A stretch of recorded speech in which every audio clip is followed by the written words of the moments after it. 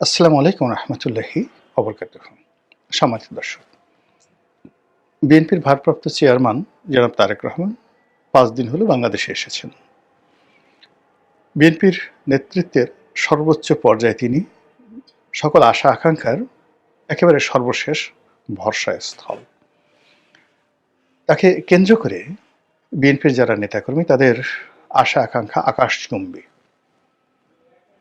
এবং তার কাছে বিএনপির লোকজন ম্যাজিক্যাল জাদুকরী কিছু আশা করছে যে তিনি এলে দল সুসংগঠিত হবে, তিনি এলে দেশে শান্তি প্রতিষ্ঠিত হবে এবং তার কারণে বাংলাদেশের রাজনীতিতে একটি ভারসাম্য তৈরি হবে। এমনকি তার যারা বিরোধী পক্ষ আওয়ামী লীগ তারাও মনে করছে যে তারেক রহমান সাহেব এলে আওয়ামী লীগের জন্য ভালো হবে। অন্যদিকে তার যারা প্রতিপক্ষ জামাত তারা মনে করছে যে না, তারেক রহমান সাহেব এসছেন, তো সেক্ষেত্রে এখন সে আনে লড়াই হবে, এরকম একটি অবস্থা। দ্বিতীয়ত আমাদের যে প্রশাসন যন্ত্র, রাষ্ট্রযন্ত্র, রাষ্ট্রের মেধাবী যারা লোকজন রয়েছেন, বুদ্ধিজীবী, সাহিত্যিক, সাংবাদিক, প্রায় সবাই চমকিত হয়েছেন তারেক রহমান সাহেবের বাংলাদেশে আসার একেবারে হঠাৎ সিদ্ধান্ত।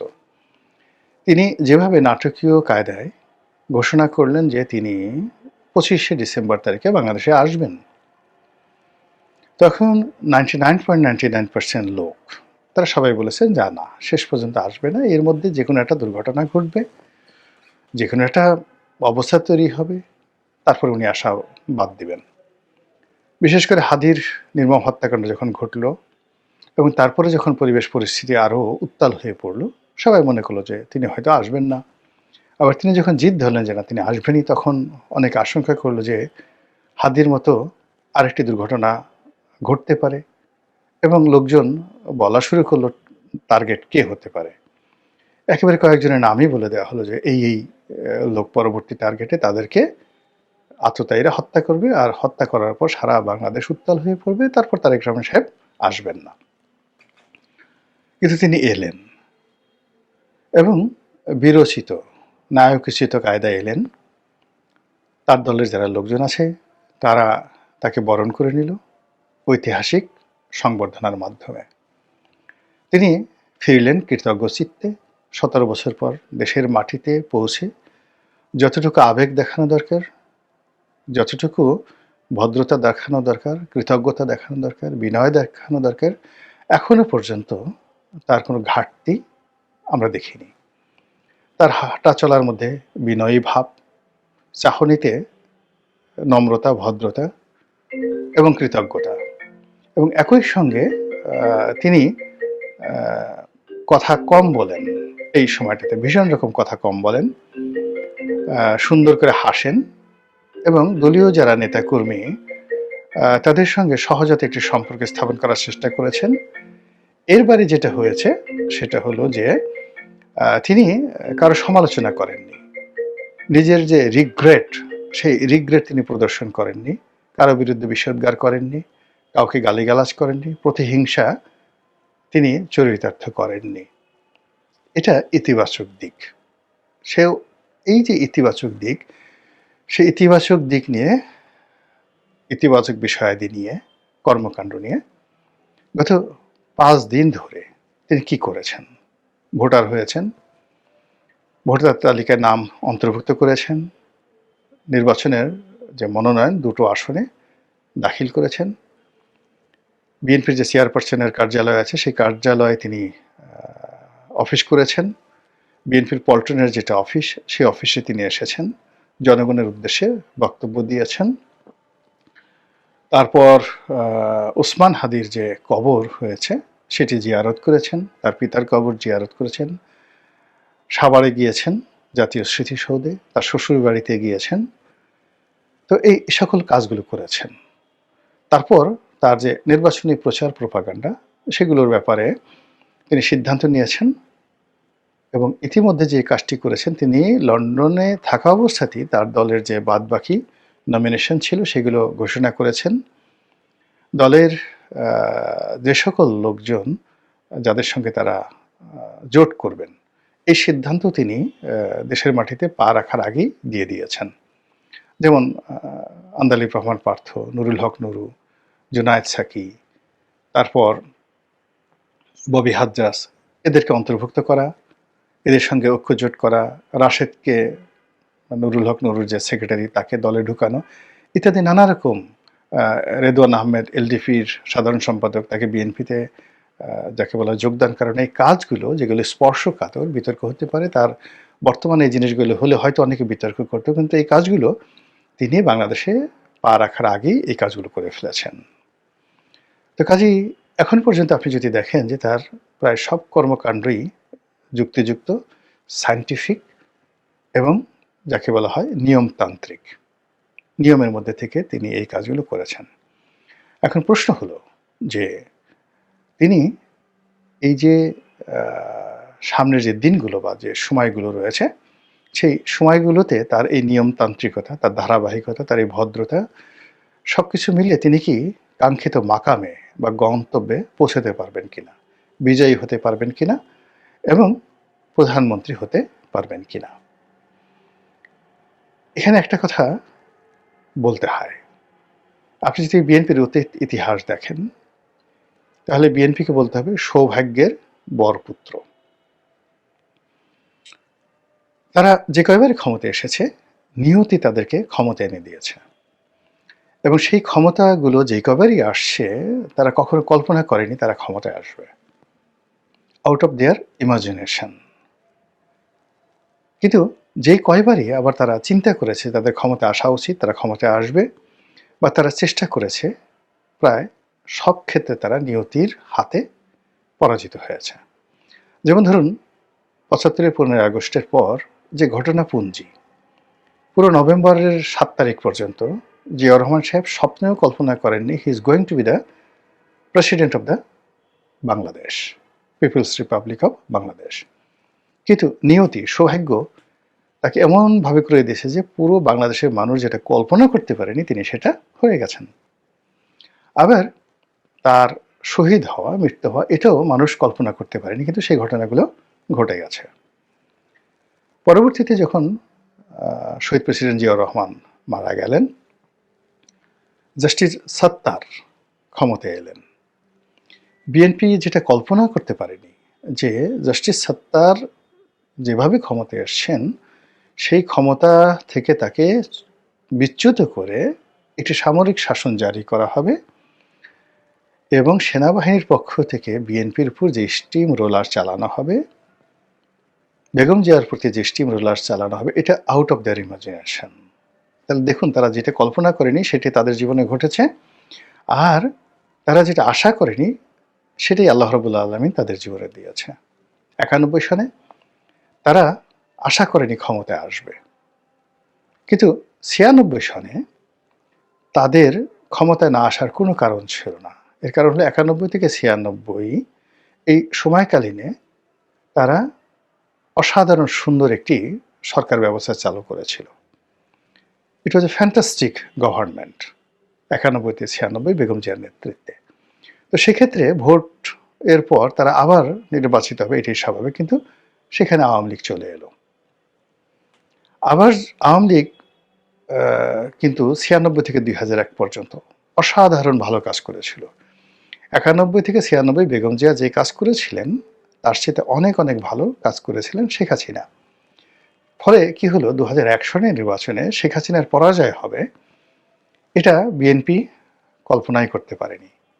কিন্তু পর্দার আড়ালে কিছু খেলাধুলা, বিভিন্ন আন্তর্জাতিক চক্র, দেশি বিদেশি আমলাতন্ত্র, এই যে পলিসি, এই পলিসিগুলো বিএনপির অজান্তেই এমনভাবে হয়েছে যে সৌভাগ্য বিএনপির পায়ের কাছে এসে ধরা দিয়েছে।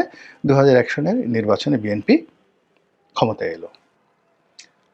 কিন্তু ২০০১ থেকে ২০০৬ পর্যন্ত তারা ক্ষমতা চালানোর পরে তারা কিন্তু প্রাণান্ত চেষ্টা করেছিল, ম্যাটিকুলাস ডিজাইন করেছিল, তারা ১৫ ফেব্রুয়ারি নির্বাচন করেছিল। বিভিন্ন সময়টাতে তারা যে চেষ্টা চরিত করেছে ক্ষমতা আসার জন্য, এবং তারা যেভাবে ক্ষমতা আসার বাগান সাজিয়েছিল 100% সব ক্ষেত্রে তারা পরাজিত হয়েছে, অপমানিত হয়েছে, লাঞ্ছিত হয়েছে, দুর্ভোগ এবং দুর্দশার কবলে পড়েছে। এই হলো ইতিহাস। তাহলে আমরা যদি একটা ক্যালকুলেশনে আসি, আপনি দেখবেন যে নিয়তি এমন একটা ব্যাপার, আপনার জীবনে সেই ঘটনাই বারবার ঘটবে। এর থেকে আপনাকে শিক্ষা নিতে হবে। যা আপনার জীবনে কখনোই ঘটেনি সেটা ভবিষ্যতেও ঘটবে না। তো বিএনপির যে রাজনৈতিক ভবিষ্যৎ সেটা হলো তাদের জন্য একটা অপরচুনিটি তৈরি হয়। এই অপরচুনিটি এবং সেই অপরচুনিটি তাদের জন্য তৈরি হয়েছে এটা বিএনপির লোকজন বুঝতে পারে না। বুঝতে পারে না কিন্তু ক্ষমতা তারা পেয়ে গেছে যেই কয়বারই। আবার বিএনপি যেই কয়বারই খুব কনফিডেন্স লেভেল হাইতে ছিল, বিএনপির কনফিডেন্স লেভেল, তারা নিশ্চিত ছিল ক্ষমতায় আসবে, কলা কৌশল করেছিল, চেষ্টা তদবির করেছিল, একটিবারও তারা ক্ষমতায় আসতে পারেনি। বোঝার চেষ্টা করেন। তো সেই দিক থেকে যে বর্তমান যে সময়টি, এই সময়টি বিএনপির যে ইতিহাস সেই ইতিহাসের উল্টো। অর্থাৎ এখন সারা বাংলাদেশ ডিক্লেয়ার হয়ে গেছে বিএনপি ক্ষমতায় আসছে। এটা বিএনপির সাথে মানায় না। বিএনপি যেটা হয় কেউ কল্পনা করতে পারবে না বিএনপি চলে আসবে। তো বিএনপিকে যখন ডিক্লেয়ার করা হচ্ছে যে কোনোভাবে একটা নির্বাচন হলে বিএনপি ক্ষমতায় আসবে, এটা বিএনপির অতীত ইতিহাসের সঙ্গে মিলে না। ২ নম্বর হলো যে বিএনপি ক্ষমতায় আসলে তারেক রহমান সাহেব প্রধানমন্ত্রী হবেন। এই যে দুটো পোর্ট্রেট তৈরি হয়ে গেছে জনগণের মধ্যে, এই পোর্ট্রেটের সঙ্গে বিএনপির যে ইতিহাস মিলে না এবং সেই ইতিহাসকে অতিক্রম করাটাই তারেক রহমান সাহেবের চ্যালেঞ্জ এবং that will be the magic of Tarique Rahman. অর্থাৎ এইবার যদি বিএনপি বিজয়ী হয়, তারেক রহমান সাহেব প্রধানমন্ত্রী হয়, that will be the magic of Tarique Rahman সাহেব। এখন তিনি কি সেই ম্যাজিক দেখাতে পারবেন?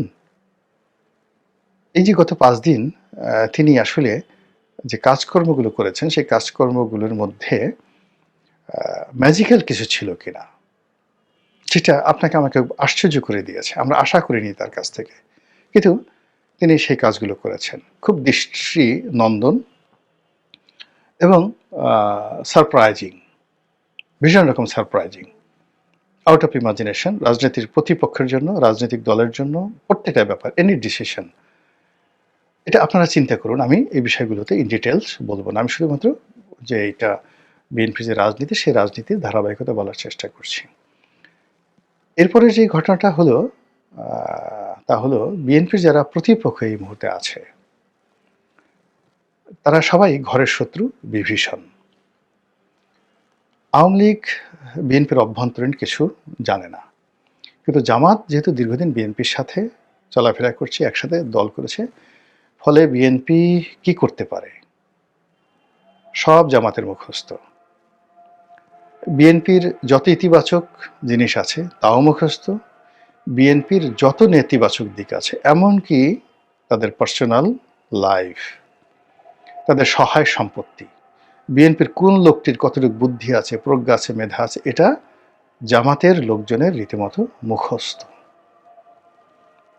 কাজেই এই যে ঘরের শত্রু বিভীষণ, তারা এখন বিগড়ে গেছে এবং বিএনপিকে পরাজিত করে কৌশলে তাদেরই বন্ধু, তাদেরই একসময়, যেটা তারেক রহমান সাহেব জামাতকে বলতেন যে আমরা একই মায়ের পেটের জড়োয়া ভাই, একই মাতৃগর্ভে জন্মে নেওয়া দুজন সন্তান, ভাই, আপন ভাই। তো সেক্ষেত্রে মানে সেই জামাত বিএনপির দুর্বলতা জানে, তারেক রহমান সাহেবের দুর্বলতা জানেন। এই কয়দিন আগে তো লন্ডনে গিয়ে তারেক রহমান সাহেবের বাসায় বেগম জিয়ার সঙ্গে দেখা করে আসছেন, নিঃসন্দেহে তারেক রহমান সাহেবের সঙ্গে দেখা করে আসছেন জামাতের আমির। তো কাজেই প্রতিপক্ষ অন্য যে কোনো সময়ের চাইতে এই মুহূর্তে বিএনপির জন্য ঝুঁকিপূর্ণ। এর কারণ হলো বিএনপির সকল দুর্বলতা, সক্ষমতা প্রতিপক্ষ জানে। আর বিএনপির জন্য সবচেয়ে ভয়ঙ্কর এবং তারেক রহমান সাহেবের জন্য আরও ভয়ঙ্কর, বিএনপির জন্য ভয়ঙ্কর হলে বিএনপি জামাত সম্পর্কে তেমন কিছুই জানে না, তেমন কিছু জানে না। তারা মনে করে যে আমরা জামাতকে প্রতিষ্ঠা করেছি, এই আমাদের দয়ার পাত্র। আপনি যখনই কাউকে তাচ্ছিল্য করবেন এবং সেই তাচ্ছিল্যের ব্যক্তি যদি আপনার প্রতিদ্বন্দ্বী হয়ে যায়, আপনি ধরে নেবেন যে আপনার প্রাথমিক পরাজয় হয়ে গেছে। আপনি যাকে তাচ্ছিল্য করবেন সেটা আপনার বাড়ির কাজের লোক হোক বা যে হোক, এই তাচ্ছিল্যের সঙ্গে সঙ্গে সে যখনই আপনার প্রতিদ্বন্দ্বিতা হবে আপনি তার কাছে পরাজিত হবেন। এটাই ইতিহাসের নিয়ম, এটাই প্রকৃতির নিয়ম। আপনি চিন্তা করুন, কারো দারোয়ান, কারো পিয়ন, আপনি হুমায়ুন আহমেদের অয়ময় নাটক দেখেছেন। মির্জা সাহেবের বাড়িতে কাজ করতেন এক লোক, আবুল হায়াত। তো তিনি সেই মির্জা সাহেবের জমিদারি কিনে নিলেন। এর কারণ হলো মির্জা সাহেবের সকল দুর্বলতা আবুল হায়াত জানতেন। ফলে তিনি কৌশলে তার সেই পরিবারে অশান্তি তৈরি করলেন, তার ট্রেজারিকে দুর্বল করে দিলেন এবং নিলামে জমিদারি কিনে নিলেন। এটাই নিয়ম। একেবারে সাম্প্রতিক, দূরে না গিয়ে, নাটকে না গিয়ে বাস্তবে বলি, আমাদের দক্ষিণবঙ্গের রাজনীতিতে জনাব আনোয়ার হোসেন মঞ্জু, ইত্তেফাকের মালিক, কিংবদন্তি, এত মেধাবী এবং এত অভিজাত, তার সমপর্যায়ের বাংলাদেশের দ্বিতীয় কোনো পরিবার নেই। তিনি কেবল ইত্তেফাকের তোফাজ্জেল হোসেন মানিক মিয়ার ছেলে নন। 25 বছর বয়সে বাংলাদেশ নয়, এশিয়ার সবচেয়ে নামকরা পত্রিকা ইত্তেফাক 60-এর দশক থেকে 70-এর দশক, 80-এর দশক পর্যন্ত এশিয়ার মধ্যে সবচেয়ে নামকরা ওয়েল সার্কুলেটেড পত্রিকা ছিল। সম্মানিত, কমার্শিয়ালি ভায়াবল, প্রভাবশালী সেই পত্রিকার সম্পাদক ছিলেন 25 বছর বয়সে।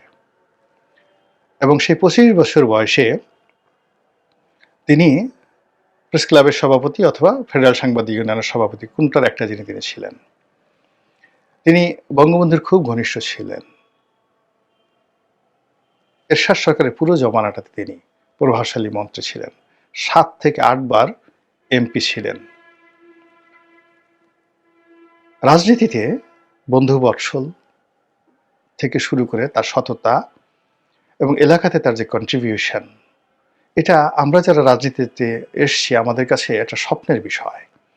তিনি তার নির্বাচনী এলাকায় একটা সময়, শেষের দিকে পেরেছেন কিনা জানি না, সমস্ত হাট বাজার খেয়াঘাটের ট্যাক্স নিজের পকেট থেকে দিয়ে দিতেন।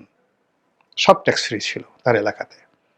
এই কাজগুলো আমি স্বপ্নে দেখতাম, কিন্তু এতগুলো হাট বাজার আমি যখন গেলাম নিজে দেখলাম, আমি দেখলাম যে ও মাই গড, আমার এলাকাতে গলাচিপে 10 মিনিটে এতগুলো হাট আছে। এক একটা হাট 30 লাখ, 40 লাখ, 50 লাখ টাকা ডাক হয়। এই হাটগুলোর টাকা আমি যদি নিজের পকেট থেকে দিলে একটা খেয়াঘাটের ডাক হয়ে যায় 20 লাখ, 25 লাখ টাকা, এ সম্ভব না। কিন্তু এই কাজগুলো তিনি করেছেন, সত্য মিথ্যা আমি জানি না, বাট আমরা শুনেছি। এমপি হওয়ার আগে শুনেছি, যেমন স্বপ্ন দেখতাম যে আমি যদি কখনো এমপি হই তাহলে আমি এই কাজগুলো করব। এইরকম একজন জনপ্রিয় মানুষ, যিনি নিজে এমপি হয়েছেন 7-8 বার, তার স্ত্রী এমপি হয়েছে, নির্বাচিত এমপি তাসমিমা বেগম, সেই মানুষের পরাজয় ঘটেছে। তার একজন পিএ ছিলেন, প্রাইভেট অ্যাসিস্ট্যান্ট, নাম যেন মহারাজা নাকি। এই যে সর্বশেষ নির্বাচন হলো, সেই নির্বাচনে আনোয়ার হোসেন মঞ্জুর সেই পিএস বা পিএ, এপিএ মহারাজা, সে এমপি হয়ে গেছে। এই বৃদ্ধ বয়সে এই লোকটা এই শোনার পর অনেকটা পাগল উনি তো, মানে অন্য মানুষ তো পাগল হয়ে যেত। এইরকম যে মানে যখন একটা ঘটনা ঘটে, নিয়তি, আপনি যাকে তাচ্ছিল্য করবেন, যাকে আপনি কাউন্ট করবেন না, তার দ্বারাই আপনার সবচেয়ে বড় অপমানটা হয়ে যাবে। তো সেক্ষেত্রে তারেক রহমান সাহেবের জন্য সবচেয়ে অস্বস্তিকর, সবচেয়ে ডেঞ্জারাস এবং সবচেয়ে বিপজ্জনক বিষয় হবে যদি জামাত এখানে রাষ্ট্র ক্ষমতা দখল করে। এখন তো দখল করেই আছে। আগামীতে যদি নির্বাচনের মাধ্যমে, ম্যাটিকুলাস ডিজাইনের মাধ্যমে জামাত রাষ্ট্র ক্ষমতা পেয়ে যায়। দ্বিতীয়ত, জামাত যদি প্রধান রাজনৈতিক বিরোধী দল হয়ে যায় পার্লামেন্টে এবং বেশ কিছু ভালো আসন পেয়ে, জামাতকে তো ধরে নেওয়া হয় 30-35টা আসনের বেশি পাবে না, কিন্তু দেখা গেল তারা 100 আসন পেয়ে গেছে। বিশ্বাস করেন, বিএনপির ঘুম হারাম হয়ে যাবে, তারেক রহমান সাহেবের ঘুম হারাম হয়ে যাবে।